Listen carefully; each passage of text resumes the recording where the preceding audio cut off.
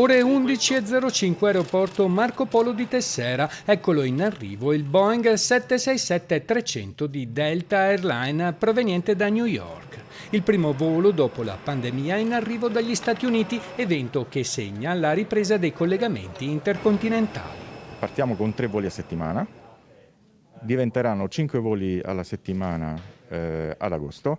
Ad agosto aggiungeremo anche il Venezia-Atlanta e avremo una copertura settimanale, cioè c'è sempre un volo Delta ogni giorno sull'aeroporto di Venezia e 3 volte alla settimana ne avremo 2, un New York e un Atlanta. È un momento di ottimismo, un momento di liberazione, un momento anche di speranza, perché questo volo che arriva pieno oggi in città segna la ripartenza del turismo americano, quindi è uno dei turismi più importanti per la città.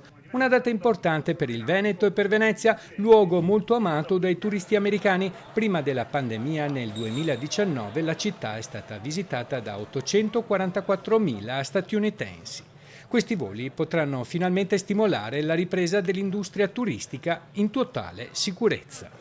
La nostra parte l'abbiamo fatta cercando di dare sicurezza e comunicandola anche agli americani. Sono già state inoculate 4 milioni di dosi di vaccini ai veneti e quindi il messaggio che noi vogliamo dare: venite tranquillamente in Italia, venite in Veneto, che i nostri luoghi sono sicuri.